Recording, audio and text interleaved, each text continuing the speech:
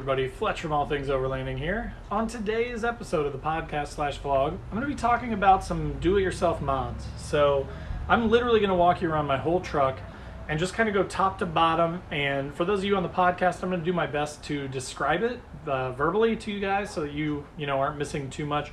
But obviously on the YouTube video, maybe a little bit better because you'll actually be able to see the stuff I'm talking about. So again, on today's episode, I just kind of wanted to talk more about the do-it-yourself mods. Again, if you follow my channel or listen to my podcast very frequently, then you know that, most of the time I'm focused more on less expensive stuff, doing stuff myself, any way that I can save money and go on more trips and get more gear because I didn't have to buy that big expensive, $3,000 rooftop tent. I'm going to try and do that whenever possible. Now, there are certain things you need to spend money on, and I'll touch on that a tiny bit too, but mainly want to just kind of walk you around the truck today and show you all of the do-it-yourself mods that I've done. So before we dive in too deep though, I did want to touch on my feature partners. Overland Addict, of course, as always, go down in the description below. They sell pretty much anything that you could ever need for overlanding. So wavy and fuel cans, which are much nicer than this one that I have. Rooftop tents, recovery boards, all kinds of stuff. Pretty much anything to do with overlanding you can get from them. Last US bags, also overlanding related, but overlanding bags, as you would guess. But they are awesome. You should check out their link down below as well, and it'll show you kind of all the stuff that they sell. Then third, More Overland Expo. Again, that link will take you to their Facebook page where you can sign up for their event. It's coming in February of next year. It's going to be super awesome. So check them out. And then last but not least, Northology Adventures. Free overlanding magazine. If you click through that link and scroll to about the middle of the page, you can sign up there for that free magazine, but it's beautiful photography, awesome stories, so definitely check them out as well. So as I mentioned, let's dive into do-it-yourself mods on the Xterra. All right, guys, so starting at the back of the truck, and I'm just going to kind of work my way around in a circle here. All right, guys, so starting in the rear here, I've talked about this before, but I've got my do-it-yourself rear diff breather mod. It basically comes up from the rear axle and goes up here behind the tail light, and then basically allows it to vent without having to worry about sucking in water if you're going through like a water crossing. Another one that I did when I had the tail light off back here was I actually bought like a universal flat mount antenna mount for my CB, and that is back here too. Again, I just put that right behind the tail light, and then when I bolted down the tail light, then that just sort of allows it to sort of be out of the way and back where I like it. I will say that my mount is not perfect. Like, my antenna is just a little bit short, so I don't get that greater reception. So definitely consider either a longer antenna or mount it a little bit higher up on your vehicle. Again, it's going to be different based on whatever your vehicle is.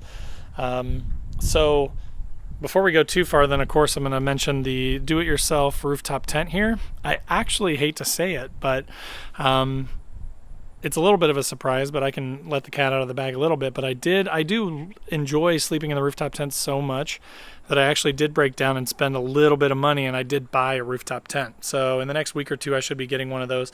Again, this thing is perfectly fine. It's great for the money. It's still about a third of what I spent on the rooftop tent that I got, which is a pretty inexpensive one. I'll put a link in the description below to the one that I bought. It was about $900 before tax, so call it $1,000. I'm still not even $300 into this thing, and it's very similar. Like, it's very similar to a lot of the more expensive clamshell style rooftop tent boxes. I'm proud of it. It was a great build. It's awesome. Things that I've learned since I've done it, I made it 36 inches wide, which I would have made it wider. My new tent's going to be 48 inches wide by 7 feet. This one's 36 inches by 7 feet. So that gives me a whole nother foot of width in it. One thing about this do-it-yourself rooftop tent that is better though is that it is a clamshell style. So the new one that I've got, again, I'll put a picture on the screen here of the one that I'm getting. But I like the one that I'm getting because it is a relatively quick setup and relatively easy setup, but it doesn't even use gas struts, so I don't really have any wearable parts per se. But again, this do-it-yourself rooftop tent has been fantastic, and it's just awesome. I'm going to keep it because someday I may get a trailer or something, and I may use that up on that. So anyways, but that is definitely one of the do-it-yourself mods that I would highly recommend as well. So then kind of moving around the back of the truck here, the rear gas tank mount. So again, this is going to kind of depend on your application, right? Like if you have a vehicle like a truck or something, that may not be a possibility. I will put a tag here in the top right corner to the video that I made of how I did this. It was actually really easy. So again, if you have an Xterra, this would be a good mod for you. You may want to check out that video as well, but it is awesome. And here's why. So the benefits are, it gets my gas can outside of the truck, which previously I was storing them inside the truck when I would go on trips and stuff. Just kind of a pain. It reeks. You have to worry about it, you know, tipping over, falling over, that sort of thing. Whereas with it on the back of the truck, it's outside the truck, so you don't have to worry about smell. You don't have to worry about spills as much. The only sort of downside to this being a do-it-yourself mod is, one, you've drilled holes in your vehicle at that point, so you do want to make sure that you waterproof it pretty well. And then two, because of the weight of the gas can, whenever you get to camp, if you're driving an Xterra or something with a hatch that opens up like mine does, you do have to pull this thing out every single time that you get to camp, because it's so heavy that I can't open up the rear hatch when it's full. So currently it's actually empty. So I'm going to go inside the vehicle and kind of show you some other do-it-yourself mods inside the truck now. Again, we're around in the back, so you can see it still opens. I have 175-pound struts on mine, so it's stronger than the OEM ones. So it will open if the gas tank is not full. And then I also have another one of my do-it-yourself mods here, is my attachment points on my rear hatch. So if you're watching on YouTube, again, you can see this. If you are listening on the podcast, I will try and describe it. So the plastic cover on the rear hatch of the Xterra, you can just pop it right off, right? It has about 4 screws that hold it up. You can pop it off. And then what I did was I bought some quick fist mounts. So these things here that you can see if you're watching on YouTube, basically like rubber mounts that allow you to attach a variety of things, right? So in my case, I've got a big Fisker shovel. I'm going to put links to all these things down below too. I love this gear. Like I have, again, like all my gear, I've been through countless iterations. I've had about 3 different shovels. This is actually the only axe I've ever had, but I love this Fisker's axe. It just works really well. It's super strong, very, very sharp, and I've used it quite a bit, and it's just great. So anyways, with the quick fists, I was able to mount, you know, a flashlight, a Mora knife, my axe, and a shovel all on the back hatch. So it takes up no room. I've got these big things that would be bulky or otherwise on the outside of the vehicle, you know, potentially on like my roof rack or something, but then there's the risk of rust. I'm kind of more of a proponent of modifying the inside of your rig to get as much stuff in there as possible, just like my traction mats here. And I know I'm skipping around a little bit, but I, you know, recently used some bungees to kind of get my traction mats inside the vehicle because they were getting really badly sun faded and a little brittle. But so now these are in here. They're just kind of hanging out with bungee cords up on the ceiling here so that they are out of the way and out of the sun and all that sort of stuff. But same idea with the rear hatch stuff, right? It just gets all your stuff inside. You know where it is. It doesn't take up any additional space. So the rear hatch mod is one of my favorite DIY mods that I've done. Another one here that I've done that I don't really talk about a whole lot, but it is basically a cheapy backup camera that I actually used to have on another old car. And when I sold the car, I just pulled it off. It was actually intended for license plate brackets. But basically what I did was I drilled a couple of holes here through the third brake light cover, if you will, and I zip tied up a rear mounting camera. So the cord for the rear mounting camera actually runs down through the headliner and then goes down through the side pillars and along the floorboard with most of the other wires, and actually goes up to the front and plugs into the DVD/double din head unit that I've got in the truck. And so when I hit reverse, you know, hit the camera and turn it on, I do have it wired up so that I can turn it on regardless of whether I'm backing up or not, so I can manually control it. The reason that I mounted it inside on the third brake light cover is because then I can just run my rear windshield wipers and clean off the glass, versus obviously if the camera itself was outside of the truck and it's snowing or it's rainy, it's on the back of the vehicle, it's going to be covered in stuff constantly, right? Versus with it being inside the window, one, it gets it up a little bit higher, so I have a little bit better line of sight from it, and then two, again, I can use the defrost to keep it clean, and I can also use my rear wiper to keep my view clean no matter what. So I really like that because I typically go a lot in the winter. And when I go camping in the winter, there is ice, there's snow, there's all kinds of things that can, you know, just really quickly cloud up your rear view camera. Whereas this way I can kind of keep it clear and clean, and it just works a little bit better. So another nice thing about do-it-yourself stuff is you can think about those things, right? You don't just have to do things the way that a manufacturer says. You don't just have to, buy something and use it for that application. You can always find new ways to use stuff. So that's kind of why I like to do it. Another DIY mod, I've talked about this on other videos before, but these additional LED pod lights that I put up on the ceiling. So yeah, as you can see here, you know, those ones up there, now that I've put my traction boards up here, are a little bit blocked by it. But still, there's just a ton of light that comes out of these few that are still available. And these do still light up, and they light up some stuff over here. It's not too bad. But additional lighting inside of your vehicle is one that I feel like is kind of pretty frequently overlooked, but it's something that I would definitely recommend because I have always had trouble seeing inside the vehicle with stock lighting. Like, it just always sucks, right? But these were like $12 for all 6 of these little LED lights, and I literally just, they have little like a screw-on sort of thing where you put a backing up above the headliner, drill a little hole through your headliner, put the body of the light up through it, and then it screws together, and then that's what holds it in place there. So they work great. They had a ton of additional light. They were about $12 for all of them. They've been on my truck for about 3 or 4 years now, and they're still just going strong. Like, they work perfectly. Obviously, you guys, if you followed me, you've seen my drawer system. That is definitely one of my favorite do-it-yourself mods that I've made. It straps down to the stock Utilitrack system for the Xterra, so that it doesn't, I mean, it is part of the truck now. It does not move at all. It's got a big, huge 36-inch slide on it here that has my grill built into it. In the rear of it, I guess I can go around here and show you. In the rear of it, I cut out a sort of a little hole here, and then I actually used the back of it that was just kind of wasted space for recovery gear. So this is where my winch controller is, my straps, my D-ring shackles. Typically I keep my my jump starter in here too, but currently I was charging it, so it's in my drawer system. But so that is in the back there. There's a spot for recovery. But so yeah, and then on top of it, obviously I've got room for my Alpacool CF55 fridge freezer. You could swap that out, right? If you didn't have a fridge freezer, you didn't want to bring a fridge freezer, I could put a water jug and a cooler on top of it, which is what I've done in the past. So yeah, you can, with do-it-yourself mods, that's another nice thing, right? Is that you can build things the way that you want to fit your needs, which is awesome.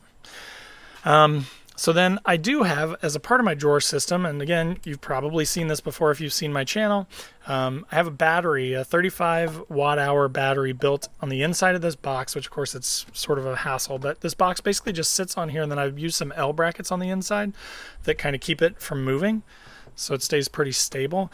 Then that battery just sits in there. Same thing again, I used L brackets to sort of fence it in and hold the battery in place and strapped it down. But so then, yeah, it wires up to this 6-port switch, I guess, if you will. It can run a couple of DCs, which I use to charge my Primax portable solar generator. It's got some USB plugs, so you can quickly charge things with USB. It's all illuminated. It's got a voltage meter. And again, you can pick these things. They make a variety of these different panels, and this was maybe $20, $15 for that panel. So you can customize your stuff based on your needs if you want to do your own do-it-yourself battery system, right? On the side of that, I do have a 500 watt power inverter that I use just to kind of like charge my batteries for my chainsaw. I'll use it sometimes to charge my laptop and things like that. So yeah, so that is pretty much the box. I do have here too, and I think I've talked about this maybe once or twice, but a little phone charger. It's one of those automatic powered ones that you can just set your phone on and it will charge the phone. What I like about that is I spend a lot of time at the back of the truck, right? Cooking, getting food out, getting in and out of the drawers. So when I get to camp a lot of the times, because of the GPS sucking the power out and sort of being constantly on, my phone is generally in need of charging. But this way I can put it back here. I can use it to listen to music. I can, have it handy if I get a text, assuming I have signal, and I can kind of have it at the back of the truck charging independently off of the solar instead of running down the truck's starter battery. So that's just another kind of nice custom thing that I did. And all I did to mount that was I basically put a little L bracket on the side here, and then this thing clamps on it. That's it. I just used kind of the stock functionality, found a way to mount it back here, and I plug it into my solar battery, and I'm good to go. So you can see I've got a ton of stuff stored over here. I've got this little like pad that I can use when I'm like starting a fire or anything where I've got to be on the ground for some period of time. It was like a $10 thing. I'll put a link to it down below, but it's kind of nice. Just kind of saves your knees a little bit if you have to be down, you know, say that you were working on the truck, say that something broke and you had to get under the truck. That's something you could use. Again, I use it mostly for like starting fires and things like that, but it does just store over here kind of nicely on the side. Another thing is I've got a fire extinguisher down here in sort of the stock pocket, but then the actual mod, which I've done a video on and I'll put a link to up above, is my air compressor that's mounted semi-permanently in here. So again, I have a big long extension on it. You can see I used it to air up a basketball the other day because it's actually so easy to use and convenient that I use it more than my main compressor in my garage because it's easier to get to in the truck. But that is another do-it-yourself mod that I think is fantastic. You know, like, you don't have to go and pay a shop $2,000 or some huge amount of money. I don't know exactly how much it would cost, but some huge amount of money to get a tank mounted and a compressor and a full, like, onboard air system. You just don't have to, right? That's a $50 Vire 88P compressor and a $15 giant quick fist that I use to mount it. And then I bought some, like, universal plugs and things like that. And just basically made it so that I could just keep it in the truck and plug it in right there and then use it when I need it. And otherwise, if I need to pull it out, I can pull it out. So that's another do-it-yourself mod. If we go over here to the other side of the back of the truck, I've only talked about this maybe once, and it was briefly, but I did make some little brackets in the back that kind of work between my drawer system and the side of the truck, that hold up an aluminum folding table in the back of the truck. Again, maximizing that space, right? Like, there's not a ton of space over here between the fridge and the side, but there's plenty for like a little tiny fold flat table and my ladder that goes up to my rooftop tent.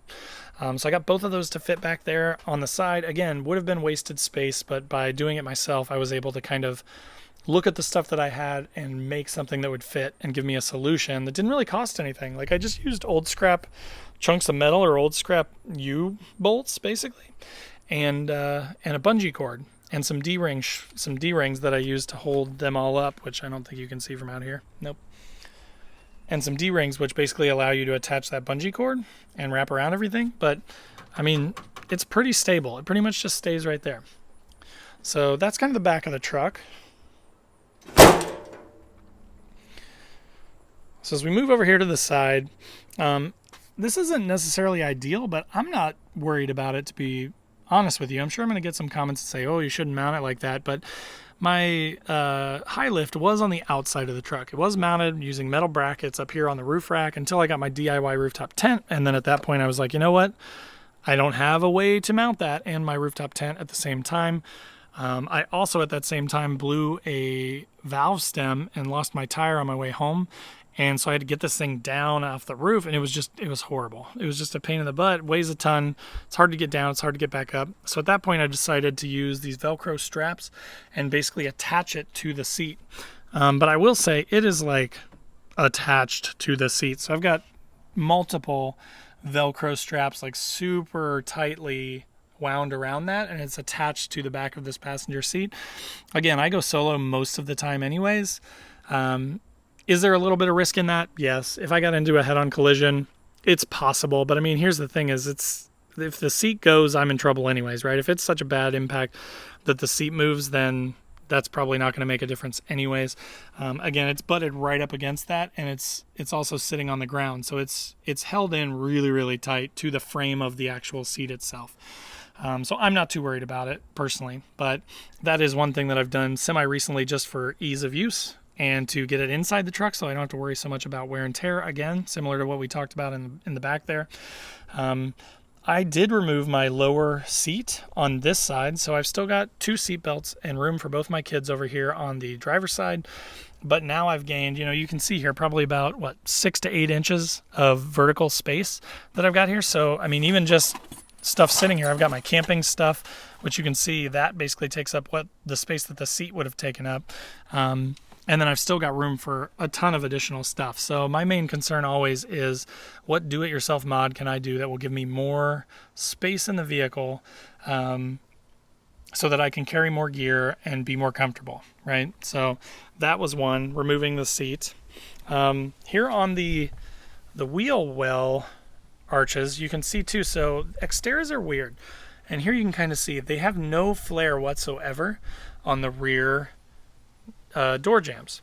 So previously, and I'm no longer running them, but previously I was running Easy Lip brand Easy Flares, and I needed a surface to attach them to. So a buddy helped me fabricate up these hard plastic fender liners, basically, so that I could have something to actually attach those to.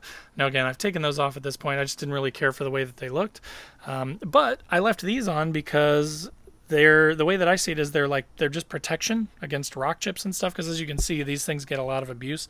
It's kind of surfaced rusted a little bit.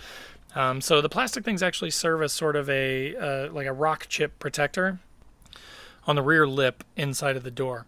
So that was just kind of a fun little do-it-yourself mod that we did that allowed me to mount Fender Flares, but also now has served as just sort of protection for the rear quarters of the truck. So moving around the truck, we can look inside of it. So the inside is, I mean, you know, it gets pretty dusty in here because I do a lot of trips and I generally have my windows down. From a do-it-yourself mod thing in here, most of it is pretty stock. I have done a video before about my CB mount here. I actually mounted it on the sunglasses holder up here, just so that it's up, it's out of the way, but it's easy to get access to the CB mic itself. So that is one thing that I did that's kind of more of a do-it-yourself mod. The rest of this stuff is pretty much just, you know, existing stuff. I've got a dash cam, I've got a mount for my phone. I did install, and let me go around to the other side, I'll show you in more detail here.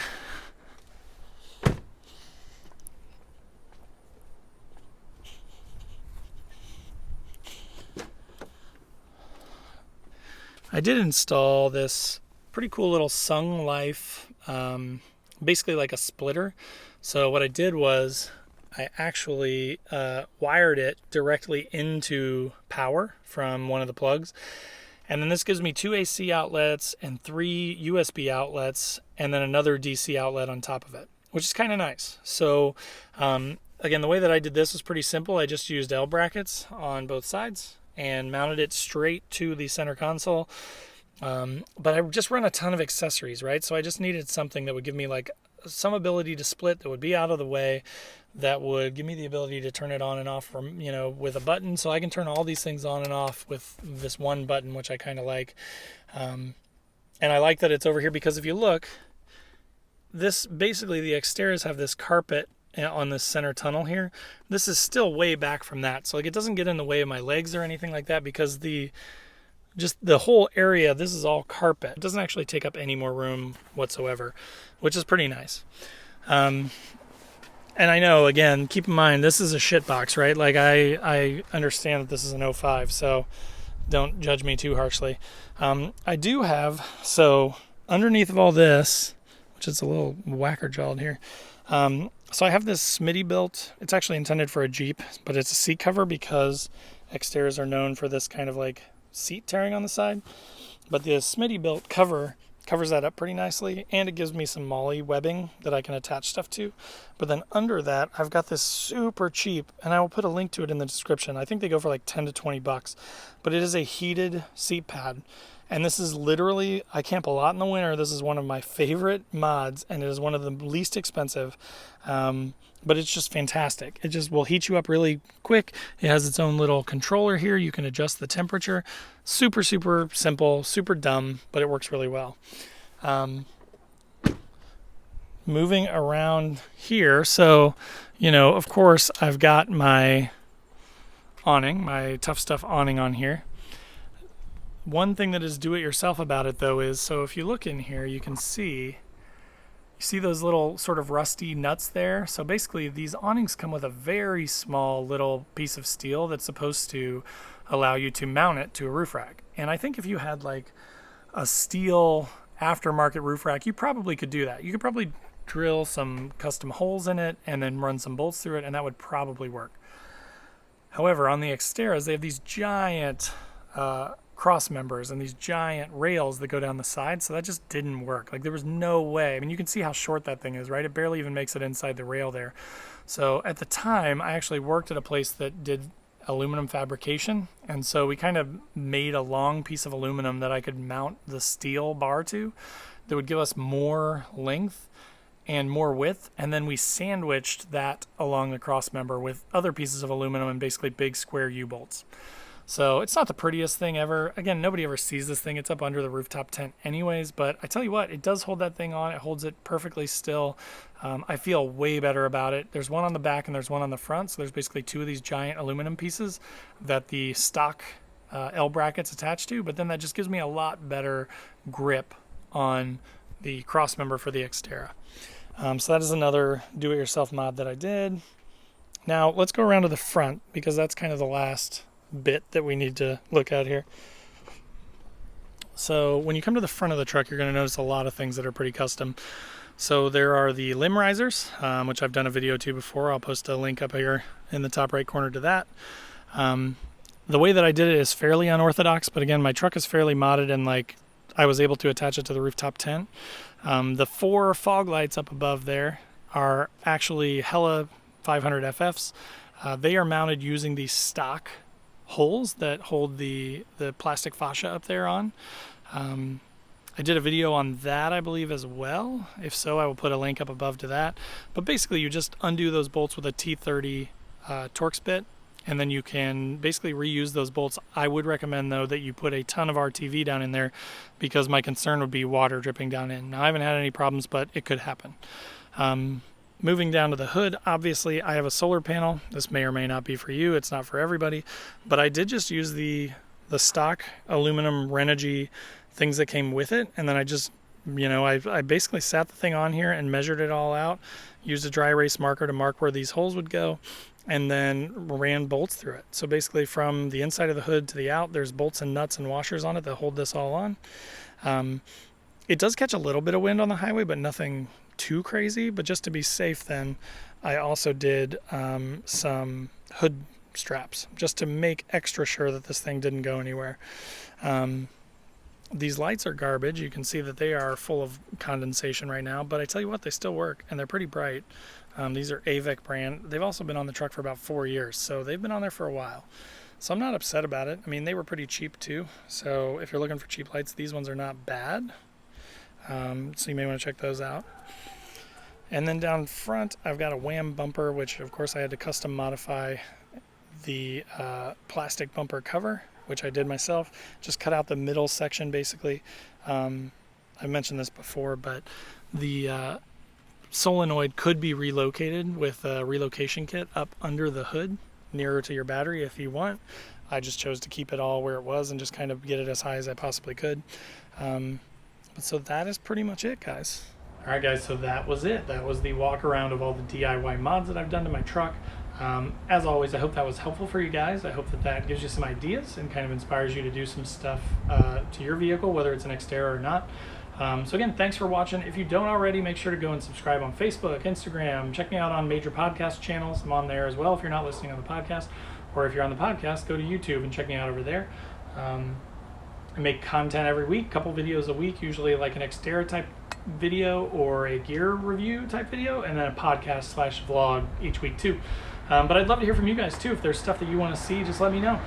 So again, thanks for watching, and we'll see you on the next one.